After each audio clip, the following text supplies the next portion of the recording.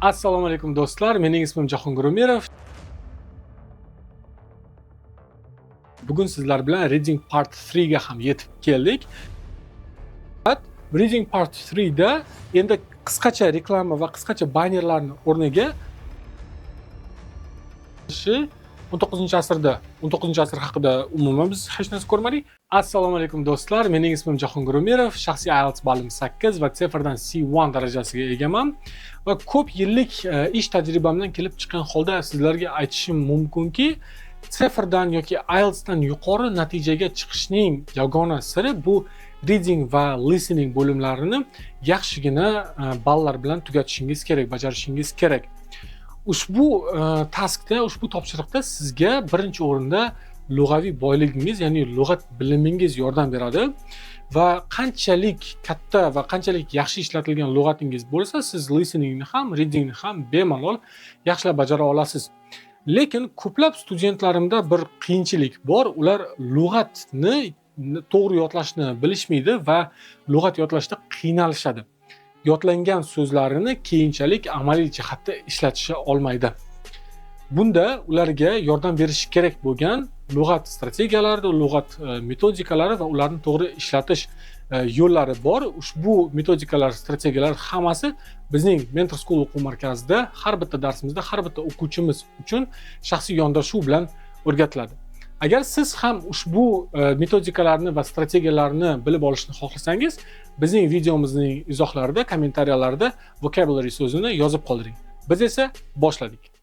Assalomu alaykum do'stlar, yana bir bor bugun sizlar bilan Reading Part 3 ga ham yetib keldik.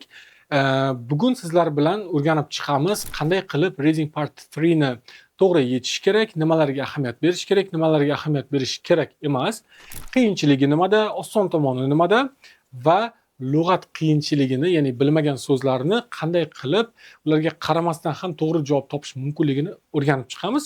Boshladik. Xo'p, Reading Part 3 agar o'tgan darslarimizda kuzatgan bo'lsalaringiz, Part 2 ga juda ham o'xshaydi, faqat Reading Part 3 da endi qisqacha reklama va qisqacha bannerlarni o'rniga sal kattaroq bo'lgan paragraflar, ya'ni qisqacha tekstlar keladi. Hammasi umumiy bitta mavzuga oid bo'ladi va biz har bitta o'sha paragrafga, har bitta kichkina tekst bo'limiga ushbu ko'rib turgan sarlavhalarimizdan tanlab berishimiz kerak. Qiyinchilik jihati shundaki, hurmatli do'stlar, sarlavhalar nomlari mana bu 1, 2, mana toki 8 gacha ekan, har doim tekstimizni o'zidan ko'proq bo'ladi. Ya'ni xuddi Part 2 ga o'xshab, sizni chalg'itish uchun, sizni biroz shunday deb aytaylik, qiynash uchun sal ko'proq variantlar qo'shib qo'yishgan, readingimiz oson bo'lib qolmasligi uchun. Xo'p, bu yerda biz qaysi strategiyani ishlatamiz? Bu yerda hech qachon, hurmatli do'stlar, eslab qolingizlar, birinchi sarlavhalarni o'qib, keyin tekstga tushmangizlar. Bu juda ham katta xato bo'lib qoladi sizlar uchun. Ko'plab o'quvchilar ushbu xatoni yo'l qo'yishadi va Reading Part 3 da deyarli har doim 2-3 ta xatolar qilib tashlashadi. O'rniga biz nima qilamiz? Mana qarangizlar. Bizda A dan F gacha bo'lgan paragraflarimiz bor ekan. 1, 2, 3, 4, 5, 6 ta ekan. Bu degani bizda ikkita sarlavha kerak emas, ikkita sarlavha ishlatilmaydi degani. Xo'p, agar men sizlarni o'rninlaringizda bo'lganimda ushbu ikkitasi extra ekanligi esimdan chiqib ketmasligi uchun qog'ozimni o'zini chekkasiga 2x deb yozib qo'yaman, 2 extra deb. Nimaga? Xayolimdan ko'tarilib ketmasligi uchun. Bu ham qisqacha bir kichkinagina yordamcha. Xo'p, undan keyin biz nima qilamiz?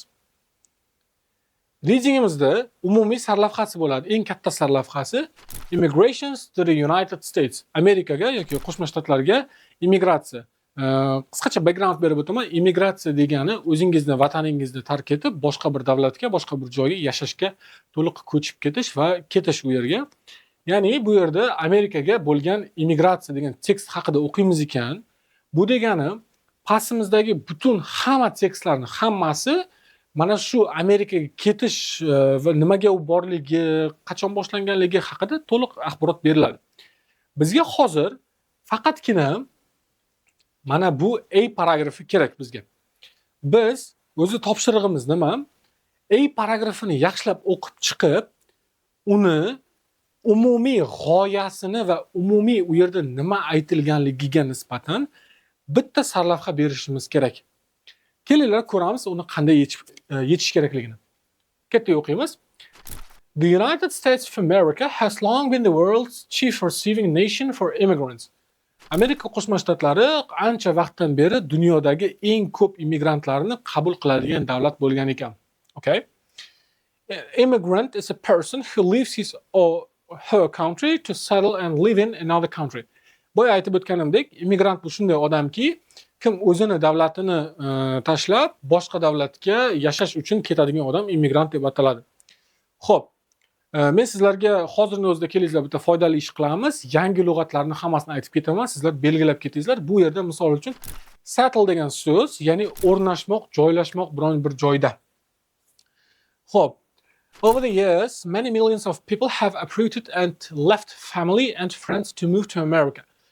Ancha yillardan buyon juda ham ko'plab millionlar odamlar oilalarini tark etib, ya'ni yashagan joyini, tug'ilgan joyini ham tark etib, mana uprooted degan so'zdan kelib chiqqan holda, hattoki do'stlarini ham tashlab ketishgan Amerikaga ko'chish uchun.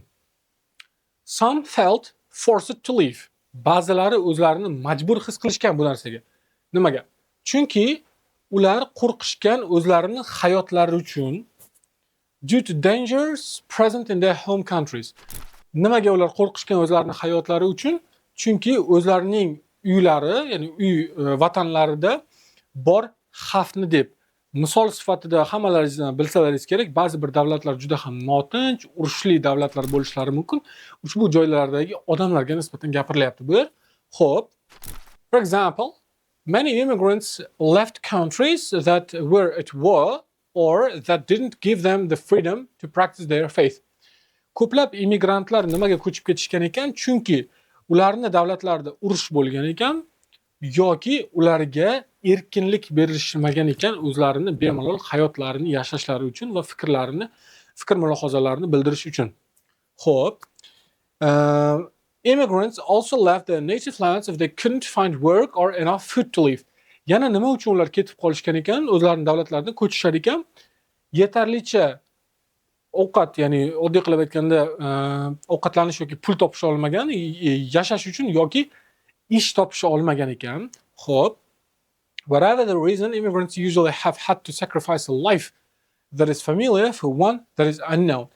Nima sabab bo'lishidan qat'iy nazar, immigrantlar, ya'ni ko'chib ketadigan odamlar har doim o'zini o'rgangan, ko'nikib ketgan hayotini qurbon qilgan, yangi bilinmagan, hali o'rganilmagan hayot uchun o'zini boyagi eski hayotini qurbon qilgan deb aytayapti.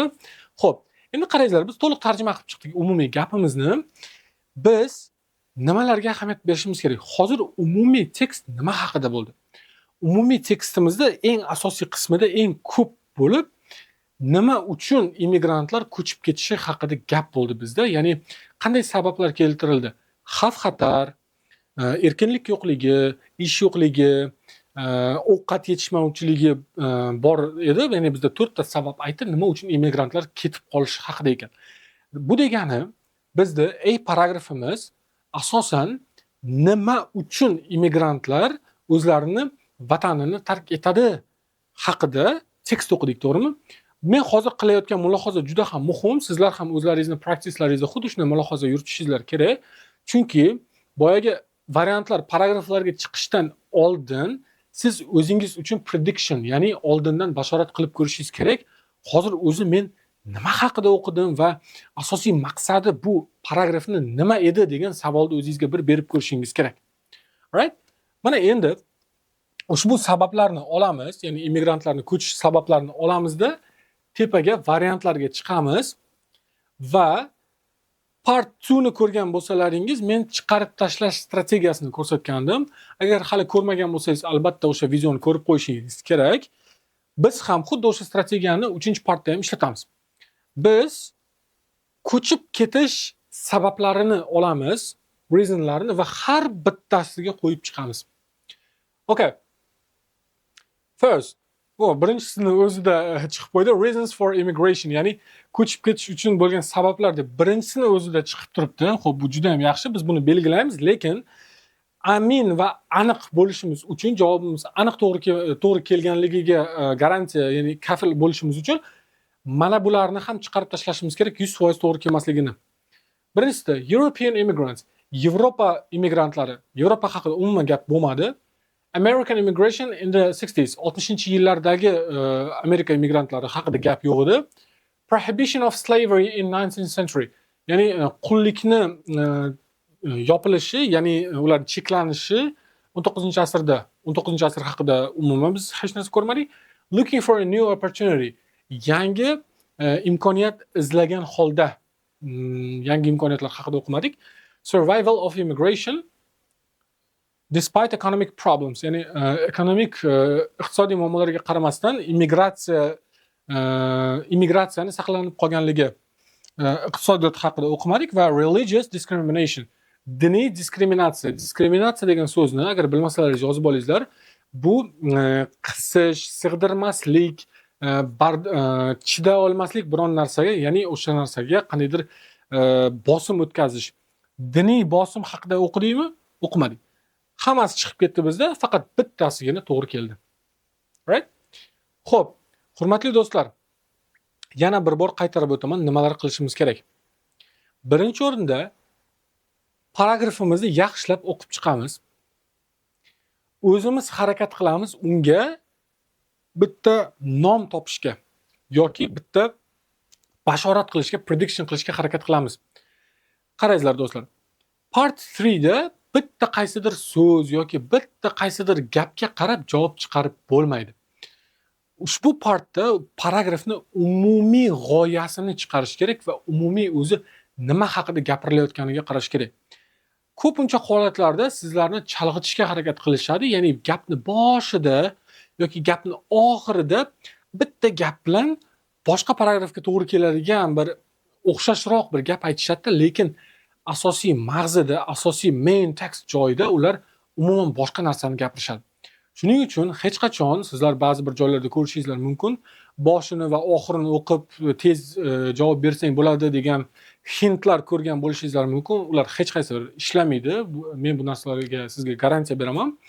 Har doim sinchiqlik bilan, diqqat bilan o'qib chiqishingiz kerak paragrafni va shundan keyin tepaga chiqasiz, variantlarga chiqasizda va men sizlarga o'rgatgan chiqarib tashlash strategiyasini ishlatishingiz kerak. Birdaniga qaysidir javobga bog'lanib olmay, qolgan javoblarni chiqarib tashlab, amin bo'lib, shundan keyingina belgilang. Do'stlar, bugun sizlar bilan reading part 3 ni qanday qilib bajarilishini to'liq ko'rib chiqdik. Bu yerda nimalarga ahamiyat berish kerak, nimalarga ahamiyat bermaslik kerak va qaysi hintlar ishlamasligini ham ko'rib chiqdik. Va men sizlarga yana bir bor bizni strategiyamizni qanday ishlashligini ko'rsatib bordim. Men sizlarga ushbu videoni ostida, izohlarida, havolada sizlarga bitta mashq tashlab qo'yaman. Xuddi mana shunga o'xshagan reading part 3, sizlar uni albatta bajarib, izohlarda o'zlaringizni javoblarizni va feedbacklaringizni yozib qoldiringizlar. Men ularni hammasini ko'rib chiqib, tekshirib sizlarga javob tariqasida o'zimni feedbacklarimni yuborib qo'yaman. Darsda qatnashganlar uchun hammaga katta rahmat, hurmatli do'stlar. Agar ushbu videomiz va ushbu darsimiz qilayotgan mehnatimiz sizga yoqayotgan bo'lsa, videoga albatta like bosing va sahifamizga obuna bo'lib qoling. Keyingi darslardan qolib ketmaguncha. Do'stlar, sizlar bilan ko'rishguncha.